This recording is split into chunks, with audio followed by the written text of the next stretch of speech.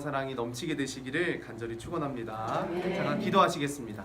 사랑이 많으신 하나님, 주의 거룩하신 은혜와 사랑으로 함께 하셔서 우리가 4월 한 달 총력전도의 마음을 가지고 주의 복음을 증거하는 매 순간마다 예수 그리스도의 십자가 사랑이 우리의 마음판에 새겨지게 하시고 담대한 마음과 믿음과 신앙으로 주님을 증거하는 거룩한 삶이 될 수 있도록 인도하여 주시옵소서. 우리의 삶의 곳곳에 예수 그리스도의 향기를 증거하며 또한 복음을 전하는 담대한 입술을 통해 생명의 씨앗이 뿌려지고 아름다운 결실과 열매가 맺어지는 거룩한 삶이 되게 하여 주실 줄로 믿습니다. 성령 하나님의 놀라운 은혜와 평강으로 함께 하시고 하나님 인도하시고 동행하여 주시옵소서. 충만한 은혜와 사랑의 역사 속에 늘 쓰임받는 거룩한 삶, 은혜와 축복의 삶이 되게 하여 주실 것을 믿사옵고 모든 말씀 예수님의 이름으로 기도하옵나이다. 아멘. 예, 저희가 오늘 양육과 돌봄이라고 하는 주제를 가지고 우리가 함께 이야기를 나눌 텐데요. 오늘 양육과 돌봄, 유앙겔리온 강의로는 마지막 강의이고요. 본당에서는 우리 이선교구 최세인 목사님께서 강의 자료를 다 준비하셨습니다. 그래서 우리 남교회 성도님들에게도 이 PPT와 영상을 함께 나누실 수 있도록 제공을 해주셨거든요. 감사의 말씀 드립니다. 네. 그리고 우리 영상을 잠깐 보고요. 함께 시작하겠습니다.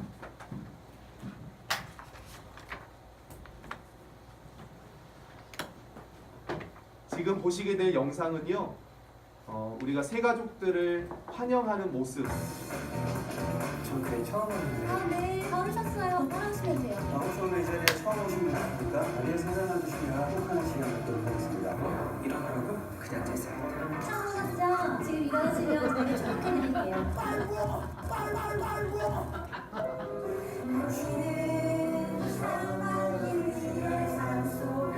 빨리 끝나는 사람.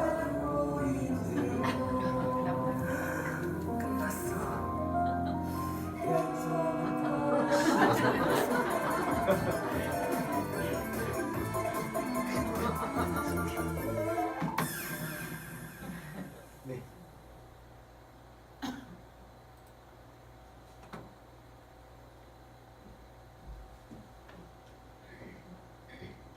아마 그 영상을 보시고 나서 많은 것들을 느끼실 거예요. 우리가 이 영상 속에서 우리가 어떻게 지금 하고 있는지, 우리가 어떻게 양육과 돌봄 그리고 새가족 환영을 하고 있는지에 대해서 우리가 잠깐 이야기를 나눠보려고 하는데요. 교재를 보시면요, 양육과 돌봄, 새가족 양육이란이라고 하는 부분이 있습니다. 양육과 돌봄에 대한 이야기인데요. 양육과 돌봄의 사전적인 정의에 대한 부분을 적을 수 있도록 저희가 이제 공란을 만들어 놓았습니다. 양육이란 뭐냐면요, 아이를 보살펴서 자라게 하는 것이 양육이고요. 돌봄은 관심을 가지고 보살피는 행위가 바로 돌봄입니다. 그러니까 어린 아이를 생각하면 쉬울 것 같아요. 우리가 갓난 아이를 양육하고 돌보는 게 어떤 것인가를 생각해 보시면 쉬울 것 같은데, 아이를 보살펴서 자라나게 하는 것이 양육이라면 돌봄은 관심을 가지고 보살피는 우리의 행위이다라는 거죠. 그래서 아이가 보편적으로 5가지의 특징, 아이가 가지고 있는 5가지의 특징을 우리에게 설명을 해주고 있는데요.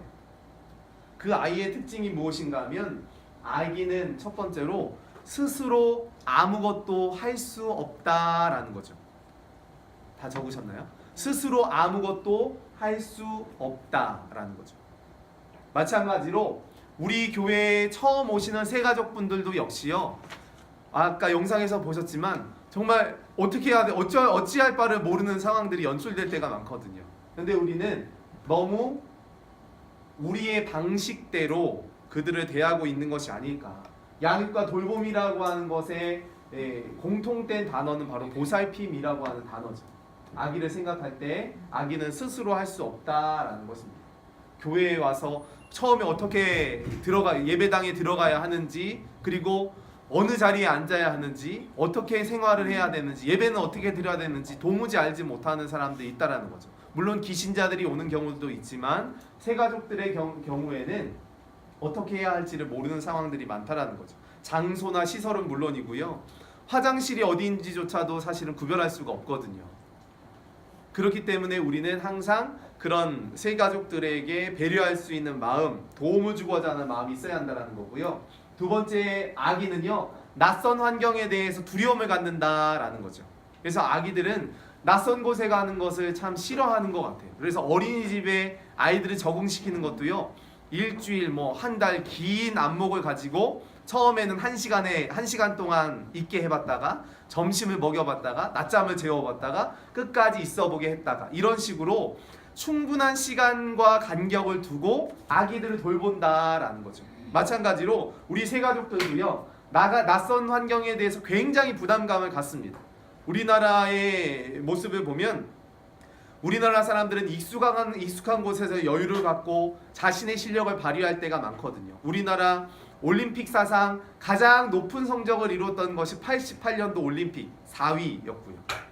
월드컵 사상 최고의 성적을 올렸던 것이 2002년도 월드컵이었죠. 그러니까 우리나라에서 게임을 하니까 선수들이 더 힘을 내고 잘하더라. 익숙한 환경에서는 모든 사람들이 즐길 수 있더라 하는 거죠. 마찬가지로 내가 익숙한 환경이 아니기 때문에 새 가족들은 교회에 처음 오게 되면 부담감을 갖고, 아까도 영상에서 보셨죠? 땀을 막 비 오듯이 쏟아내잖아요. 그런 홍수 같은 땀을 흘릴 수밖에 없다라는 거죠. 인정하는 것이 중요하다라는 거죠. 그리고 아기들은요, 병균에 대한 저항력이 약하다라는 거죠. 신앙의 뿌리가 얕으니까, 뿌리가 깊이 내려 있지 않으니까 아기들은 언제 어디서 아플지를 몰라요. 그리고 아프면 오래 가요. 그래서 안티크리스찬이라고 이야기를 하는데, 기독교의 배타적인 감정을 가지고 있는 사람들의 대다수는요, 사실 교회에서 상처받은 사람들이 많습니다. 교회에서 상처받은 사람들이 교회에 가봐야 별거 없어, 교인들 똑같아, 이런 얘기를 한다라는 거죠. 왜냐하면 자기가 경험하고 상처받아보고 아파봤기 때문에 라는 거죠. 그래서 이 새 가족들, 그리고 신앙이 연약한 분들은 병균의 저항력이 약하다라는 거죠. 어려움이 찾아오거나 바쁜 일이 생기거나 작은 유혹이 올 때는 쉽게 포기하고 약속을 어길 때가 있습니다. 4월 총력 전도를 위해서 우리가 전도를 하잖아요. 그러면 4월 14일 날 내가 꼭 갈게요 얘기해놓고는 안 와요 그날. 21일 날 아마 온다고 약속하신 분들이 계실 거예요. 그럼 그분들이 와야 되는데 안 오는 경우들이 있어요. 신앙과 믿음의 뿌리가 약하기 때문에, 뿌리가 깊이 내려있지 않기 때문에 저항력이 약하다라는 거죠. 그리고 네 번째로, 부모를 순수하게 바라본다라는 거죠. 누구를 자꾸만 의지하게 되어 있는데, 아이들은 부모를 의지하는 것처럼 새 가족들은요, 섬기는 이들을 분명히 의지하고 바라보게 되어 있다라는 거죠. 그렇기 때문에 부정적인 말을 하지 말고, 오늘 교재에 나와 있는 것처럼 항상 언행에 주의하고 긍정적인 말을 해야 합니다. 사소한 행동에도 각별한 주의가 필요합니다. 오늘 우리 교회 한번 가보자. 그리고 교회를 데리고 나왔어요. 그리고는 이제 점심을 대접해야 될 거 아니에요. 점심 대접할게. 그리고 같이 점심 먹으러 가는 거예요. 그런데 점심 먹으러 가는 길에 파란불 끝나고 빨간불 됐는데 부앙 지나간다든지, 아니면 그 운전석에 앉아서 옆차한테 막 할 소리 안 할 소리 다 한다든지, 그러면 어떻게 되겠어요? 그러니까 새 가족들이 이상하다 이렇게 생각할 수 있다라는 거죠. 그리고 식당에 갔는데 직원을 하대요. 이거 반찬은 뭐가 맛있느니 뭐가 맛이 없나느니, 짜다느니 안 짜다느니, 직원에게 컴플레인을 건다거나 아니면 하대한다거나 이러면 같이 간 새 가족들은요, 마음의 부담을 느낀다라는 거죠. 그러니까 최대한 새 가족들이 마음의 평안함을 얻을 수 있도록 해야 하는 것이 바로 우리 인도자들의, 그리고 전도자들의 삶의 모습, 사명이다라는 거죠. 네 번째의 그 Q에 보면, 교회가 너무 멀어서 참 힘드네요. 새 가족들이 이렇게 얘기할 수 있죠. 믿음이 연약한 분들이 이렇게 얘기할 수 있거든요. 그런데 이것을 어떻게 이해하느냐에 따라서 우리의 반응이 달라진다라는 거죠. 교회가 멀어서 힘들어요 하면 이분이 교회에 나오기 싫다는 이야기인지, 아니면 교회가 멀지만 내가 나왔으니까 나 좀 칭찬해줘 라는 의미인지를 분별할 수 있어야 한다는 거죠. 대개의 경우에는 내가 힘들게 여기까지 나왔으니까 나를 좀 칭찬해줘 라고 하는 메시지, 나를 좀 격려해줘 라고 하는 메시지가 많다라는 거죠. 그럴 때 아유 뭐니까 가까운 데 가. 그냥 가까운 데 다녀. 이렇게 얘기하지 말고 아우 이렇게 멀지만 건강하고 좋은 교회 오셨으니까 너무 잘하신 거라고 격려해드리고 칭찬해드리고 응원해드릴 때 그 세 가족의 마음의 기쁨이 찾아오게 된다라는 거죠. 다섯 번째는요, 관심을 주면 행복해한다라는 거죠. 어린아이들은 관심을 주면 행복해합니다. 이것은 비단 어린아이뿐만 아니라 모든 인간의 공통된 반응이기도 합니다. 따뜻하게 맞아준 은혜는 평생을 잊지 못합니다. 관심의 갈증을 느끼고 오는 새 가족들도 있음을 기억해야 합니다. 그러니까 새 가족들은 아이들과 같기 때문에 각별한 돌봄과 사랑과 양육이 필요하다라는 것이 오늘 이야기고요. 두 번째, 그러면 양육과 돌봄을 왜 해야 하는가? 두 번째 페이지에 나와 있습니다. 양육과 돌봄을 왜 해야 하는가? 성경의 말씀으로 돌아가 보면 양육과 돌봄은요, 적는 부분이죠. 예수님의 지상 명령이기 때문에 그렇습니다. 예수님이 명령하신 거라는 거죠. 마태복음 28장 19절 말씀 가운데 보니까요, 이런 말씀이 나와 있습니다. 그러므로 너희는 가서 모든 민족을 제자로 삼아 아버지와 아들과 성령의 이름으로 세례를 베풀고 내가 너희에게 분부한 모든 것을 가르쳐 지키게 하라. 볼지어다 내가 세상 끝날까지 너희와 항상 함께 있으리라 하시니라 말씀하십니다. 예수님이 이 땅 가운데 오셔서 행하신 가장 중요한 사역이 무엇이었는가 하면 영혼을 구원하는 일이었고요. 그 영혼을 구원하시기 위해서 십자가에 달려 돌아가심으로 3일 만에 부활하심으로 말미암아 우리에게 새로운 생명과 영생의 소망과 축복을 약속하셨다라는 거죠. 그러니까 예수님이 이 땅 가운데 오셔서 행하신 가장 중요한 사역이기 때문에 전도 그리고 양육과 돌봄은 중요한 영적인 의미를 가진다라는 거고요. 그리고 양육과 돌봄의 두 번째 의미는 하나님의 사랑에 대한 보답이다라는 거죠. 하나님 사랑에 대한 보답이다. 하나님의 사랑에 대한 보답이다.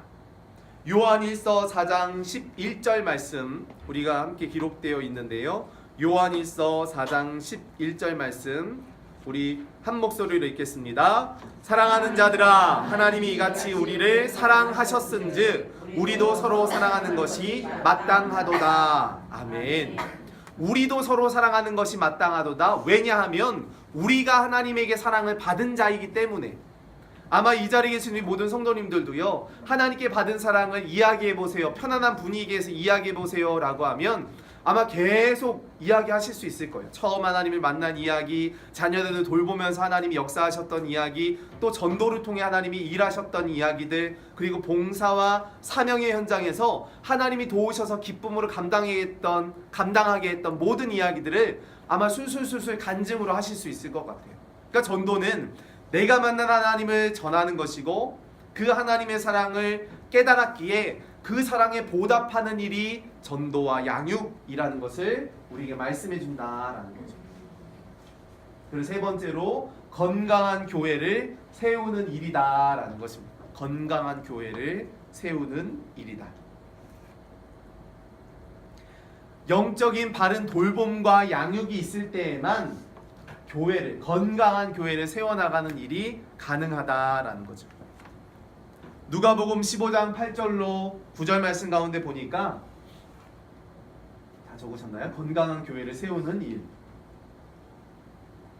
이렇게 적혀져 있습니다. 우리 한 목소리로 읽겠습니다. 어떤 여자가 10 드라크마가 있는데 하나를 잃으면 등불을 켜고 집을 쓰며 찾아내기까지 부지런히 찾지 아니하겠느냐? 또 찾아낸즉 덫과 이웃을 불러 모으고 말하되 나와 함께 즐기자. 잃은 드라크마를 찾아내었노라 하리라. 아멘. 잃어버린 것을 찾아야 된다라는 거죠. 잃은 양 한 마리를 찾기 위하여 99마리 양을 두고 잃어버린 것을 찾아내기까지 찾아내시는 예수 그리스도의 마음을, 하나님의 마음을 우리에게 말씀해 주신다라는 거죠. 잃어버린 탕자를 찾아내기까지 찾아내셨던 아버지의 마음을 우리에게 말씀해 주신다라는 거죠. 그래서 전도와 양육은요, 하나님이 가장 기뻐하시는 일이다라는 거죠. 전도가 잃어버린 생명을 영혼을 찾는 일이라면 잃어버린 영혼을 지키는 일은 바로 양육이라는 거죠. 또 전도가 사랑의 시작이라면 양육은요 사랑의 완성과도 같습니다. 그래서 전도는 많이 했어요. 전도하는 거로 끝 하면 정착하는데 굉장히 힘듭니다. 정착이 어렵습니다. 그래서 전도는 반드시 필수적으로 양육이라고 하는 과정이 따라오게 되어 있고, 이 양육이라고 하는 과정을 통해서 하나님이 기뻐하시는 열매까지 맺어가야 한다라는 거죠. 잃어버린 생명을 찾는 것과 잃어버린 생명을 지켜내는 것, 사랑의 시작과 사랑의 완성이라고 하는 두 가지 물줄기를 함께 붙들고 나아갈 때 우리는 전도와 양육을 통해 하나님이 기뻐하시는 사명의 자리에 서게 된다라는 거죠. 우리가 공사장을 지나다 보면요, 여기 동백에 세브란스 짓고 있고 뭐 스프링 카운티 자이 아파트 짓고 있잖아요. 공사장을 지나갈 때 좀 불편하긴 하지만 공사장을 보면서 우리가 불평하거나 불만하거나 하지 않습니다. 아유 저기 어떻게 살아? 장판도 없고 물도 안 나오고 엘리베이터도 만들어지지 않았고, 그렇게 불평하면서 지나가는 사람은 거의 없고요. 왜냐하면 공사가 끝이 나면 아름다운 건물이 완성되고 그곳에서 우리가 편안한 삶을 살아갈 수 있다는 사실을 알고 있기 때문에 그렇거든요. 믿음이라는 거죠. 믿고 있다라는 거죠. 마찬가지로 새 가족들은요, 지금 우리의 눈으로 볼 때는 연약하고 부족하고 또 주일도 제대로 지키지 못하는 경우들이 많아요. 어린아이와 같아요, 정말로. 그런데 언젠가는 그 새신자들이 바른 신앙과 믿음의 뿌리를 내리게 되면 주님 앞에 귀하게 쓰임받는 거룩한 삶을 살게 된다라는 거죠.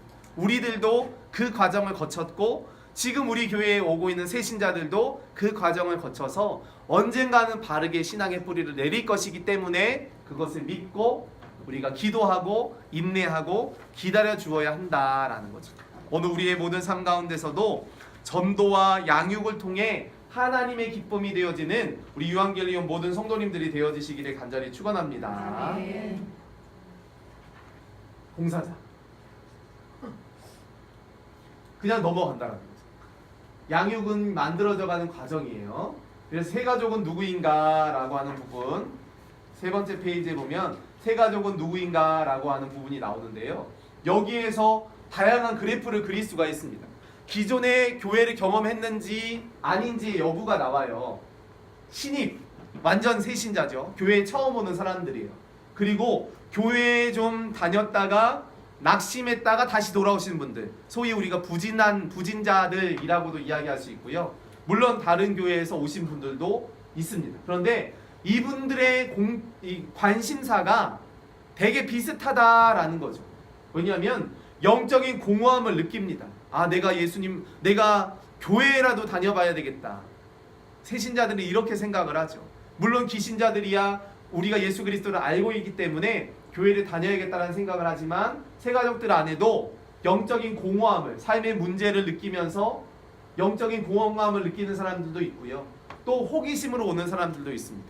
노방전도를 통해서 전도를 하고 나면 우리 광림 남교회 꼭 한번 와보세요. 너무 좋은 교회입니다. 라고 이야기를 하면 그래? 한번 가볼까? 라고 생각을 하고 호기심을 가지고 오시는 분들도 있다라는 거죠. 마찬가지로 부진자들 같은 경우에도 신앙생활을 하시다가 지금은 좀 쉬고 계신 분들의 경우에도 영적인 공허함을 더 빨리 느낄 수 있죠. 아, 내가 교회 나가야 되는데 마음에 부담감이 있어요. 그리고 삶의 문제를 만났을 때 아이가 고3이라든지 아니면 경제적인 어려움이 찾아왔다든지 가정의 문제, 그리고 건강의 문제가 생겼다든지 하면 아, 내가 교회를 다녀야 되겠다 이렇게 생각하실 수 있다라는 거죠. 그리고 저 교회에 나가보면 내 문제가 좀 해결될 수 있을까라는 호기심. 그러니까 이런 다양한 문제의 관점으로 보면 새로운 신자들이나 아니면 낙심하고 다시 돌아온 사람들이나 아니면 다른 교회에서 오신 분들이나 모두가 다 이런 다양한 관점 그리고 관심을 가지고 우리에게 왔다라는 거죠. 그러니까 이분들을 통틀어서 우리가 새가족이라고 이야기하잖아요. 그래서 새가족 교육을 다시 받습니다. 그러니까 새가족 분들은요, 단순한 사람들이 절대 아니라는 거죠. 다양한 환경, 다양한 관심, 다양한 관점을 가지고 우리 교회에 오신다라는 거죠. 영적인 목마름, 비신자들 가운데, 신입자들 가운데서도, 새신자들 가운데서도 영적인 목마름을 느끼거나 삶의 문제로 고민한다거나 아니면 교회에 대한 호기심을 가지고 나오는 것처럼 회복되는 분들, 수평 이동을 해오시는 성도님들 가운데서도 이런 다양한 이유들을 가지고 교회를 찾아온다라는 거죠. 그러니까 새신자들은요, 기성복이 아니잖아요. 공산품이 아닙니다. 딱딱 찍어내면 딱딱딱딱 그렇게 반응하는 사람들이 아니다라는 것을 우리가 인정하고 인지하고 있을 때 이들에 대한 관심과 또 돌봄의 방향이 결정되더라는 것입니다. 그러면 이 세 가족분들을 어떻게 돌보아야 하느냐라는 거죠. 소위 재미, 펀 티오리라고 해서 재미가 가지고 있는 세 가지의 유형이 있대요. 어떤 재미가 있는가 하면 첫째 함께 읽습니다. 감각적 재미, 오락이나 유희나 쾌락을 의미하고요. 두 번째 함께 읽습니다. 가치적 재미, 만족이나 성취감, 보람을 의미하고요. 세 번째 함께 읽습니다. 영적인 재미, 은혜와 감동을 의미하죠. 그러니까 재미에도 이런 세 가지의 유형이 있다라는 거죠. 감각적인 재미는 단순히 웃는 것, 개그 프로그램을 보면 그냥 배꼽 잡고 웃죠. 그런데 배꼽 잡고 웃고 끝! 남는 것도 없고 감동도 없는 경우들이 있어요. 그냥 쓴 웃음을 지을 때가 있죠. 그것이 바로 감각적인 재미. 그냥 내가 감각적으로 반응하는 재미고요. 가치적인 재미는 무언가 내가 만족감을 얻거나 성취감을 얻을 수 있는 재미라는 거죠. 그래서 세 번째로 영적인 재미는 은혜와 감동을 받게 된다. 그런데 이 세 가지를 모두 아우르는 곳이 바로 교회라는 거죠. 감각적인 재미. 우리가 교회의 모습을 보면요, 7, 80년대에 그 강의하신 목사님이 그런 얘기를 하시더라고요. 재미의 주도권이 있었는데 그 재미의 주도권이 누구에게 있었는가 하면 교회에 있었다라는 거죠. 그러니까 남과 여가 합법적으로 만날 수 있는 성스러운 장소가 교회였잖아요. 자연스럽게 남자, 여자 함께 만날 수 있는 장소가 되었죠. 그리고 교회에서는요, 간식도 주고 선물도 주고 또 여러 가지 활동들도 하게 돼요. 재미 경쟁의 주도권이 교회에 있었다라는 거죠. 수련회에 생각해보세요. 얼마나 많이 갔습니까? 수련회를 통해서 사람들이 은혜 받고 또 아이들이 얼마나 바글바글 많았어요. 그리고 캠프파이어도 했었잖아요. 옛날에는 제가 어릴 때는 부러웠던 아이들, 제가 초등학교 다닐 때는 걸스카우트, 보이스카우트 이런 것들이 있었거든요. 아람단 뭐 이런 애들이 있었어요. 그런데 그런 애들은요, 좀 그래도 좀 있는 집안 아이들이 그거를 해요. 왜냐하면 드는 비용이 많으니까. 공립교육과는 또 다른 사적인 사립교육을 받다 보니까 자기네들끼리 활동도 하고 아니면 이렇게 수련회도 가기도 하고. 그런데 전혀 부럽지 않았던 이유가 교회에 가면 수련회 해주잖아요. 그리고 캠프파이어도 해주고. 그러니까 그런 생각들을 많이 했던 것 같아요. 그러니까 재미의 주도권이 교회 안에 있었다라는 거죠. 그런데 지금은 어떻습니까? 너무 달라진 사회상을 볼 수가 있죠. 아이들은요, 전부 다 이런 게임이나 아니면 스마트폰이나 아니면 다양한 컨텐츠에 너무 많이 노출되다 보니까 이게 교회에서 재미를 느낄 수 있는 환경이 안 되는 것 같아요. 어른들도 마찬가지죠. 그러니까 독서의 인구가 점점 줄어들고, 물론 스마트폰을 통해서 우리가 다양한 컨텐츠로 책을 읽거나 신문을 읽을 수도 있지만 우리가 지류를 통해서 무언가를 본다라는 건 굉장히 어려워요. 편지 쓰는 사람 없잖아요. 무조건 까똑 하면 끝나잖아요. 단체로. 그러니까 무언가 만남이 이루어진다거나 아니면 무언가 관계성이 형성되는 것에 대해서 점점 사람들이 부담감을 느껴요. 카톡은 보내는데 정작 만나자고 하면 꺼려지게 된다는 거죠.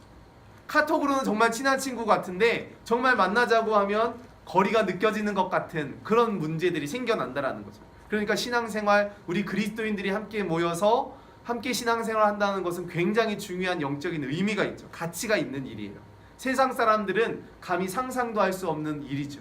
그래서 먼 친척이나 가족보다 교인들이 훨씬 더 많이 봐요. 요즘 같은 때 얼마나 많이 봐요. 다니엘 기도회 매일 모이죠. 트리니티 와야죠. 수요 예배 와야죠. 전도 나가야죠. 매일 같이 보고 또 봐요. 그러니까 안 친해질래야 안 친해질 수가 없거든요. 그러면서 관계성이 형성이 되고 그러면서 함께 합력하여 가치를 형성해 나가는 것이 바로 교회의 영적인 중요한 의미라는 거예요. 그런 의미에서 보면 교회는 감각적인 재미, 가치적인 재미, 영적인 재미 모든 것을 우리에게 이야기해 줍니다. 그런데 이 즐거움이라고 하는 것도요, 기쁨이라고 하는 것, 재미라는 것도요, 다양한 의미가 있는 것 같아요. 회사 생활 어때? 재밌어? 아이, 그냥 그렇지 뭐. 힘들지만 재밌어요. 그런데 이 힘들지만 재밌어요 라고 대답한 이 재미는요, 감각적인 재미가 아니라는 거죠. 내가 무언가 카타르시스를 느끼거나 아니면 기쁨을 느끼는 그냥 단순히 개그 프로그램을 보는 것 안에서의 기쁨이 아니라는 거죠. 요즘 사업 어때? 그럭저럭 버티고 있어. 근데 좀 재미가 없네. 그런 재미가 아니라는 거죠. 무언가 가치를 창출해내는 재미라는 거죠. 오늘날 사회의 모습을 보면 이런 취미 생활이나 아니면 여가 생활 이런 것을 통해서 가치를 추구하는 사람들, 가치적인 재미를 추구하는 사람들이 굉장히 많이 있다라는 거죠. 그러니까 나의 사랑하는 책이라는 찬송이 있는데 재미있게 듣던 말 그때의 일을 지금도 내가 잊지 않고 기억합니다. 어머니의 무릎 위에 앉아서라고 하는 찬송의 가사잖아요. 어머니가 무슨 재미있는 얘기를 해주셨겠어요? 다 성경에 나와 있는 이야기들을 들려주셨지만 그 이야기들이 내게 영적인 감동을 주었기 때문에 내게 영적인 재미를 주었다라는 거죠. 그러니까 이 영적인 재미라는 것은 단순히 감각적이거나 가치적인 재미를 뛰어넘는다라는 것입니다. 단순히 감각적이거나 가치적인 재미를 뛰어넘는다라는 거죠. 수련회 다녀온 아이들에게 물어봐요. 수련회 재밌었니? 그러면 백발백중 거의 대부분 아이들이 재미있었다라고 얘기해주면 좋은데 재미없었어요, 재미없었어요 이렇게 얘기하는 애들이 많아요. 물론 이제 장난으로 그렇게 얘기하는 경우들도 있고요. 그런데 아이들 수련회 데려가 보면요, 재미없었어요 하는 애들이 제일 열심히 뛰어놀고요, 제일 열심히 활동하거든요. 그래놓고 재미없었다 그래요. 왜 그런가 하면 아이들의 관심사가 감각적이거나 가치적인 것에 머물지 않을 만큼 성숙하고 있다라는 거죠. 그러니까 단순히 개콘이나 아니면 코믹이나 뭐 이런 것, 개그 프로그램을 통해서 얻는 그런 재미를 추구하는 것이 아니고 아이들은 영적인 감동과 은혜를 사모하고 있다라는 거죠. 그런 쪽으로 우리가 해석할 수 있다라는 거예요. 그러니까 마찬가지로 우리가 새 가족들을 대할 때나 그들을 양육하고 돌보는 과정 가운데서도 하나님이 내게 주신 은혜 그리고 그 사랑을 깨닫고 의지하며 나아갈 때 하나님의 놀라운 역사가 우리의 삶 가운데 임하게 하시는 줄로 믿습니다. 지금 영상을 또 하나 볼 텐데요. 지금 보시게 될 영상은 옛날에 미스터 빈이라고 하는 분의 영상이 굉장히 인기를 끌었잖아요. 미스터 빈이 교회에 갔습니다.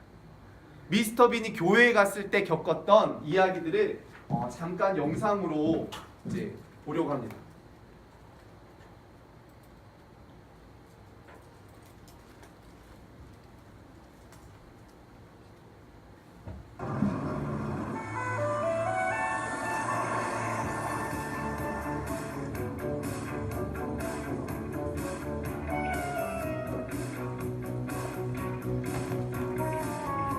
새신자들이 교회 올 때도 똑같죠. 새신자들이 차를 가지고 교회로 들어옵니다.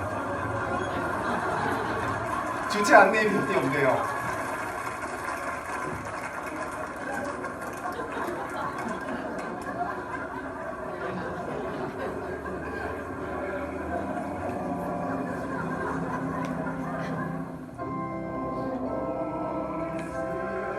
예배 시간이 시작되었죠.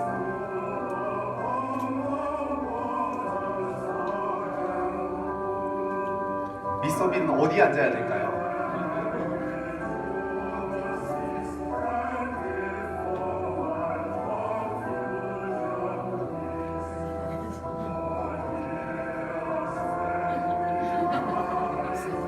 근데 지금 보이시죠? 미스터 빈이 빈손으로 들어왔습니다.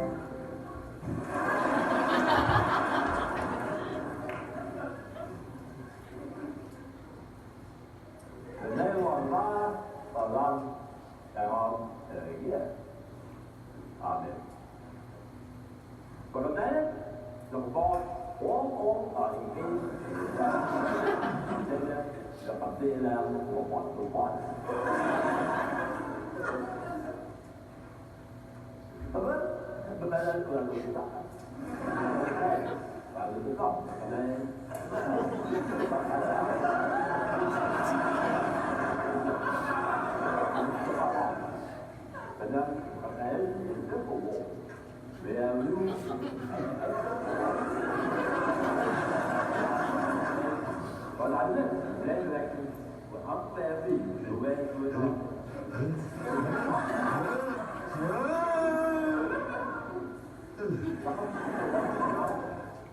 Còn đấy, ta là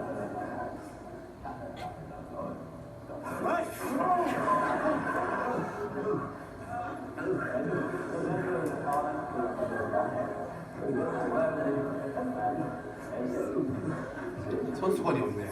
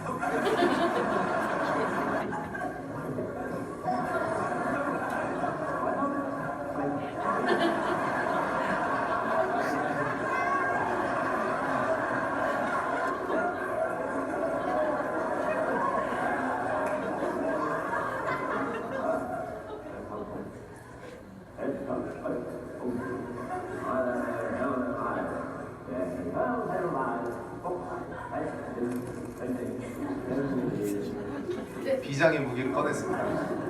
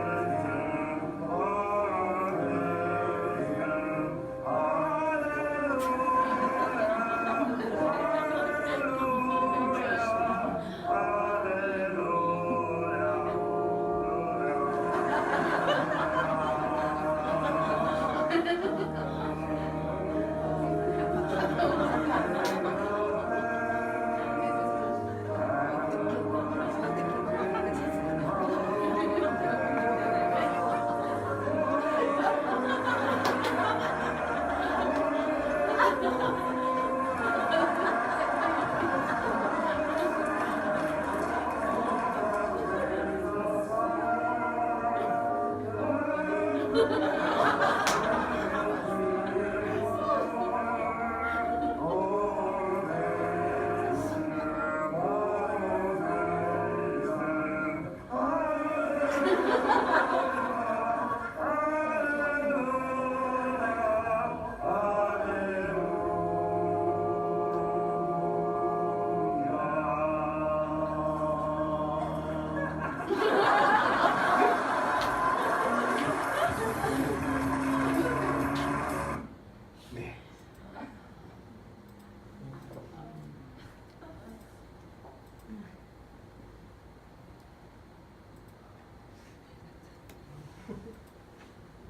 네, 여기까지 보셨는데요.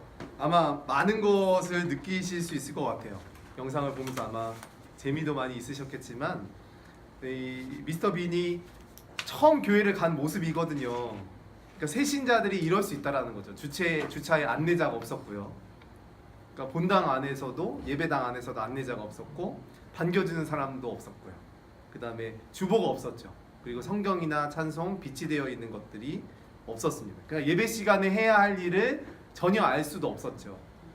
그래서 그래도 이 미스터 빈이요, 예배의 가장 앞자리에서 졸음을 어떻게든 참아보려고 힘쓰고 있는 정말 착한 새신자의 모습으로 나와 있는 것 같습니다. 그런 분들의 그런 이 미스터 빈에게 차라리 사탕을 주는 것이 더 낫지 않을까 하는 그런 생각도 해봤고요. 그것이 배려가 아닐까 하는 생각을 해봤습니다. 그러면서도 어떤 대화도 하지 않았죠. 가르쳐주지도 않았고. 그러니까 우리가 새가족들을 대할 때도 지금은 굉장히 이제 풍자적으로 희화적으로 만들어내긴 하였지만 이런 새신자들은 이런 감정을 느낄 수 있다라는 것입니다. 그래서 우리의 양육과 돌봄이라는 과정이 정말로 중요하고 필요하다라는 거죠. 맨 마지막 페이지 보면요, 기타 사례 연구에 대한 이야기가 나오는데요. 이 각 교회들마다 뭐 전도팀이나 양육팀에 대한 이야기들을 해주고 있습니다. 이 위에 화면에 나와 있는 교회는 이제 만수중앙교회라고 하는 곳의 전도팀이고요. 전도 발대식을 하는 거예요. 우리가 이제 유한겔리온을 하고 나서 5월 지금 첫째 주에 전도 발대식이 예정되어져 있는데, 마찬가지로 전도 발대식을 통해서 각 선교구마다 이렇게 색깔을 부여합니다. 그래서 새신자들이 오면요, 안내를 해주는 거죠. 어느 지역에 사니까 당신은 연두색입니다. 당신은 빨강색입니다. 당신은 노란색입니다 하면 항상 사람들이 이 조끼를 입고 있기 때문에 그 사람에게 찾아가서 안내를 받을 수 있고 친근하게 이 사람들에게 소개를 해줄 수 있다라는 거죠. 그래서 선교구마다 고유의 색깔을 주면서 같은 색 조끼를 입고 있는 모든 사람들에게 양육받을 수 있도록 이게 전도를, 양육과 전도가 함께 이루어지고요. 그리고 나머지 부분들 보시고, 그 다음에 이거는 이제 인천에 있는 성산교회 청년부 마치 프로팀 계약식 하는 것처럼 이게 이제 프로 계약이 아니고요, 새가족입니다. 청년 새가족을 환영하는 모습을 이렇게 재미있게 의미있게 했던 거죠. 이게 초청하는 거고요. 그다음에 진관교회의 바나바 사역팀 같은 경우에 보면 뭐 골든타임을 확보했다. 그러니까 첫 주에 승부를 걸잖아요. 첫 주에 승부를 걸고 오시는 즉시 바나바를 연결해서 이렇게 주중에 1회 식사를 하실 수 있도록, 그리고 먼저 방문할 수 있도록. 보통 우리는 새가족이 오면요, 물론 우리 새가족실에서 만나긴 하지만 문자, 전화, 방문 순으로 우리가 보통 만남이 이어지는데, 우리 광림교회에 이제 감독님, 사모님 목회를 하셨던 시절을 이야기를 들어보면 사모님 이야기를 많이 하세요. 그런데 감독님, 사모님께서 새신자들이 수천 명의 이제 예배를 드리지만 새가족들이 있는지 아닌지를 너무 정확하게 찝어내시는 거죠. 그리고는 몇 동 몇 호 사십니까? 라고 이야기를 물으시고 주소를 들으시고 나서는 바로 그 다음날 찾아와서 이제 신방이 이루어졌다. 그래서 내가 교회를 오게 됐다라는 이야기를 이제 오래 광림교회 다니셨던 어른들에게서 굉장히 많이 듣거든요. 그러면서 우리 목사님, 사모님, 그때는 이제 목사님이셨으니까 목사님, 사모님, 감독님, 사모님은 대단하신 분들이야 라는 이야기를 하시는 것들을 굉장히 많이 들었던 기억이 있어요. 그러니까 새가족들은요, 처음에 찾아와 주는 것을 굉장히 마음으로 또 고맙게 생각하는 경우, 그리고 또 친근하게 여기는 경우들이 있더라는 것입니다.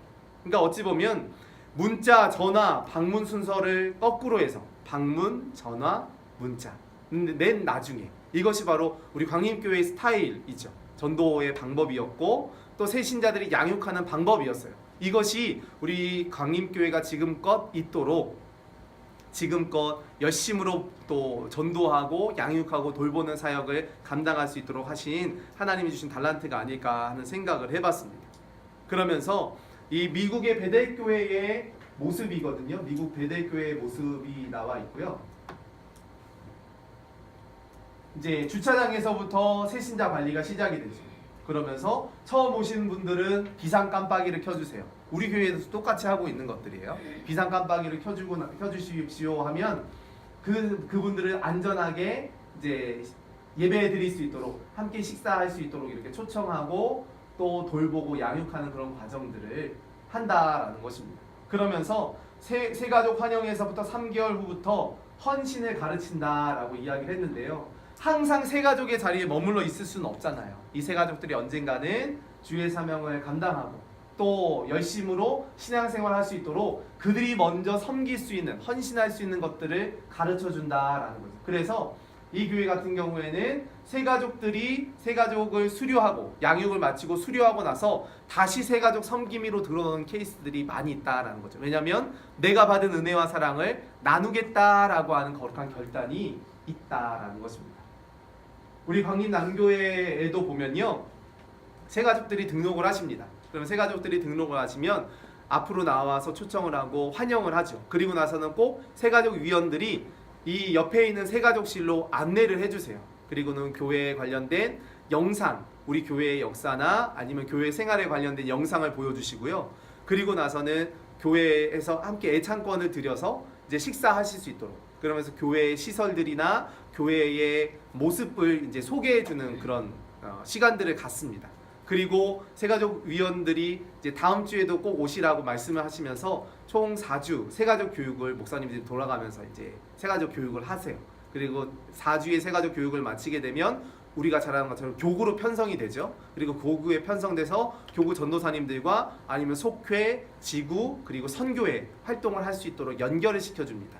이렇게 연결을 시켜주고 나서 1년에 한 차례 저희가 새가족 환영회를 해요. 그래서 새가족 환영회를 통해서 온 새가족, 그 해에 등록하신 모든 새가족들이 함께 모여서 식사할 수 있는 자리, 그분들을 위한 간단한 축하의 자리를 마련해 드리고 새가족들이 정착할 수 있도록 그렇게 돕고 있는 사역들이 새가족위원회에서 진행되고 있는 일들입니다. 그러니까 우리 광림 남교회에서도요, 새가족들을 모시고 오면요, 저희가 최선을 다해서 새가족들을 양육하고 돌보고 교구로 또 편성하고 또 활동할 수 있도록 도와드리고 있으니까 언제든지 그 일을 우리가 감당을 해야 한다라는 거죠. 교구별로 새가족위원들이 계시긴 하지만 우리가 먼저 앞장서서 그런 전도와 양육에 관련된 일들을 감당하며 나아갈 때 우리 강림 남교회가 더욱더 부흥하고 아름답게 성장하고 성숙하는 은혜의 공동체가 되도록 만들어주시는 줄로 믿습니다. 오늘 유한겔리온 전도학교를 통해서 총 5번의 강의를 들었습니다. 강의 내용들을 마음으로 또 새기시고 우리가 강의를 통해 들은 은혜를 또 세상 가운데 증거하며 복음 전도자로 사명을 감당하고 양육과 돌봄을 헌신을 통해 주님 앞에 영광 돌리시는 우리 모든 성도님들이 되시기를 간절히 축원합니다. 기도하시겠습니다. 사랑이 많으신 하나님, 주의 거룩하신 은혜와 사랑의 역사를 함께하사 우리 강림 남교회 유한겔리온 전도학교를 통해 예수 그리스도의 십자가 사랑과 그 은혜와 능력을 깨닫고 믿음으로 순종하게 하여 주시니 감사합니다. 성령 충만, 은혜 충만한 삶의 모습 속에 늘 주님 동행하여 주시고 우리가 전도에 대한 확신과 믿음을 가지고 주의 복음을 증거하는 매 순간마다 아름다운 결실과 열매가 맺어지게 하시고 양육과 돌봄이라고 하는 중요한 영적 프로세스 안에서 우리가 날마다 순종하며 주의 말씀을 따라 순복하며 나아가는 거룩한 심령들이 될 수 있도록 인도하여 주시옵소서. 우리가 새롭게 전도의 마음과 결단을 가지고 나아갈 때 매 순간마다 하나님의 섭리하심과 하나님의 인도하심을 경험하며 승리하시는 거룩한 은혜의 공동체가 될 수 있도록 인도하시고 하나님 동행하여 주시옵소서. 각 교구마다 또 다니엘 기도를 모일 때, 관계성 전도, 거점 전도, 노방 전도로 주의 복음을 증거할 때 매 순간 하나님이 섭리하시고 동행하시고 우리 광림 남교회가 풍성한 사랑과 축복 가운데 쓰임 받는 능력 있는 교회가 될 수 있도록 인도하여 주시옵소서. 성령의 충만함으로 늘 동행하여 주실 것을 믿사옵고 모든 말씀 예수님의 이름으로 기도하옵나이다. 아멘. 하늘에 계신 우리 아버지여, 이름이 거룩히 여김을 받으시오며 나라의 마옵시며 뜻이 하늘에서 이룬 것 같이 땅에서도 이루어지이다. 오늘날 우리에게 일용할 양식을 주옵시고 우리가 우리에게 죄진 자를 사하여 준 것 같이 우리의 죄를 사하여 주옵시고 우리를 시험에 들게 하지 마옵시고 다만 악에서 구하옵소서. 대개 나라와 권세와 영광이 아버지께 영원히 있사옵나이다. 아멘.